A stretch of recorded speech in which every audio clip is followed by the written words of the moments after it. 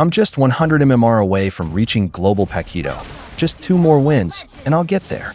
The only sad part is that I couldn't push my rank or MMR yesterday because of the festival here in India.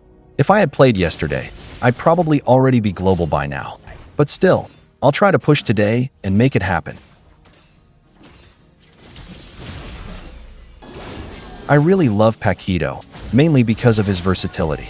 You can play him in so many different ways depending on the situation. Whether you go for burst damage or a sustained build, he performs incredibly well if you know how to adapt. That's what makes him such a fun and skill-based hero to play.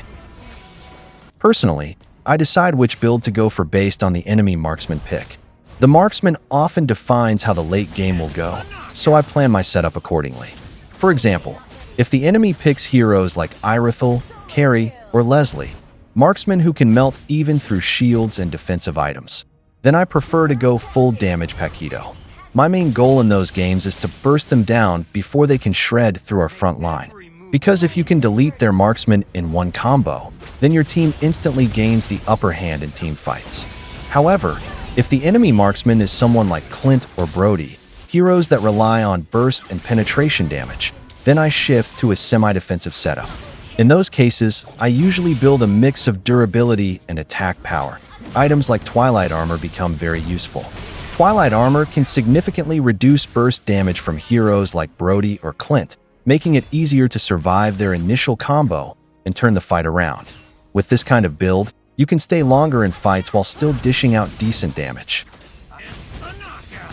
It might sound strange, but I actually don't build specifically to counter my lane opponent, even though they're usually fighters like me. The reason is that in the mid to late game, lane matchups matter less. What really matters is how you can impact team fights. So instead of focusing on countering my direct opponent from my lane, I build to counter the main threats in the enemy lineup, especially the marksman and the mage. Because if you can take them out, or even just zone them away from fights, then your team gains a huge advantage. Once those backline heroes are gone, enemy fighters become easy targets for my teammates. That's the beauty of Paquito. He's not just a fighter, he's a playmaker. You can adapt him to any situation, dominate early, and still have a massive impact in the late game if you play smart and build wisely.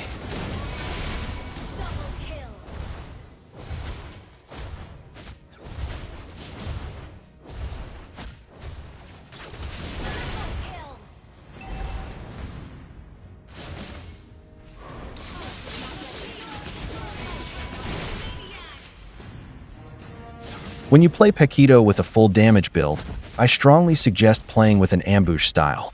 This means hiding in bushes, waiting for the right moment, and striking when the enemy least expects it. Why I told to ambush and damage build is because if you reveal yourself too early, the enemies will immediately become cautious and start keeping their distance. Once they know your position, they'll easily avoid your combos. And since full damage Paquito is quite squishy, missing your combo can be bad for you. And you'll get counter-attack, and before you know it, you'll be the one getting killed. But if you ambush instead, there's much less risk. You catch your targets off guard, giving them no time to react. Paquito's burst potential is insane. With the right build, you can literally delete squishy heroes in a single hit. And in team fights, your job is simple but crucial. Dive into the backline and take out the enemy's damage dealers, like their marksman or mage. This is where Flicker becomes extremely important. Use Flicker to surprise your targets, engage suddenly, and burst them down before they can even use their skills or escape. A well-timed Flicker combo can instantly turn a fight in your favor. Now, if you're playing Paquito with a semi-defensive build like half damage and half tanky build, then your role changes slightly. At that time, instead of pure assassination, your focus should be on zoning out the enemy's backline. For example, imagine the enemy Tigreal lands a perfect ultimate on your teammates. And at that time, if you quickly dash in and pressure or scare away their squishy heroes, then they won't be able to follow up with damage. This completely nullifies Tigreal's setup because even though he caught your team, there's no one from his side to deal the finishing blows. So in semi-defensive mode, you play more strategically, disrupt, zone, and protect your team by controlling enemy damage dealers. Now let's talk about emblem setups, which are just as important as your items. For burst damage Paquito, I recommend 2 emblem configurations. 1. For pure damage setup. Take Rupture, Master Assassin, and Lethal Ignition. This setup maximizes your damage output and allows you to quickly delete targets, especially in early and mid-game fights. 2. And for the sustain-oriented damage setup, take Rupture, Festival of Blood, and Brave Smite. Use this one when your lane opponent has strong sustain, like Ruby, Yuzhong, or Khalif. These heroes can constantly heal during trades, making them hard to kill. With this setup, you get decent spell vamp, allowing you to heal back from your combos and stay in lane longer without needing to recall frequently.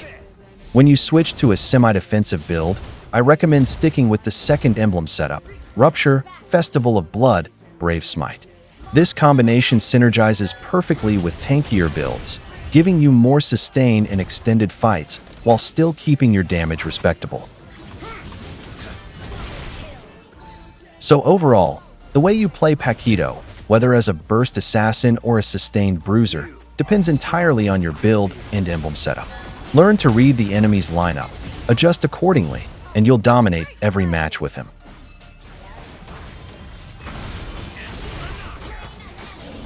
If you ask me which build I prefer more, I'd definitely say the burst build.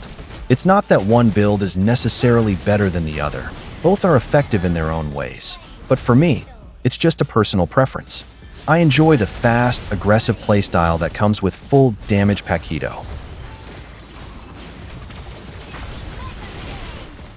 Plus, I'll be honest, I don't always trust my teammates to carry every match, so I like taking that responsibility myself.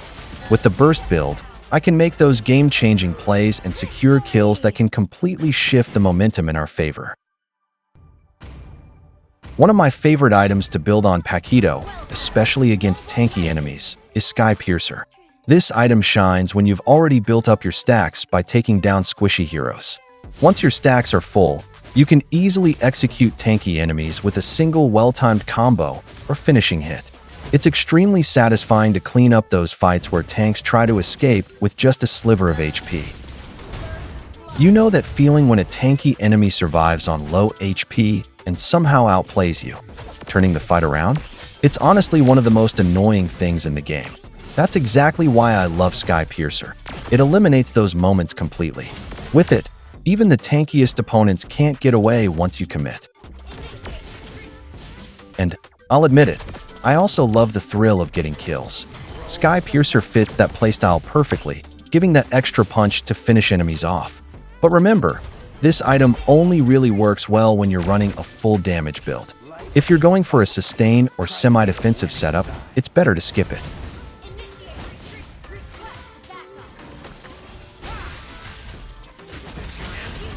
So yeah, while both builds are viable, I personally stick to the burst damage Paquito. It's faster, riskier, and way more rewarding when played right. I'm not sure if I've mentioned this in my other Paquito videos or not, but in case you haven't watched those, let me tell you this clearly. Paquito is a hit-and-run type of hero, similar to Hellcurt.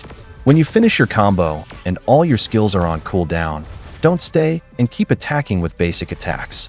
That's one of the biggest mistakes many players make. If you do that, you'll most likely get bursted down instantly, especially against heroes with strong crowd control or high damage. Instead, once your combo is done, pull back and wait for your skills to reset. The key to mastering Paquito is knowing when to engage and when to retreat. You don't have to stay in the fight non-stop, just dash in, deal your combo, and dash out safely. Then, once your abilities are ready again, re-enter and strike hard.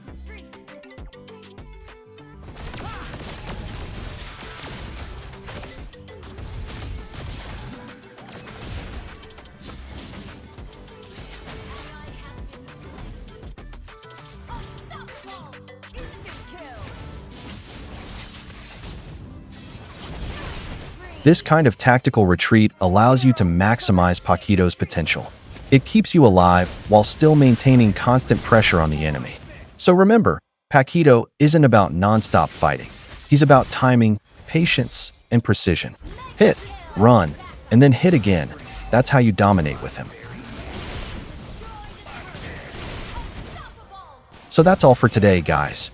I'll share all the Paquito and Hayabusa combos in another video, so make sure to stay tuned. Don't forget to like, subscribe, and support the channel. See you all in the next one.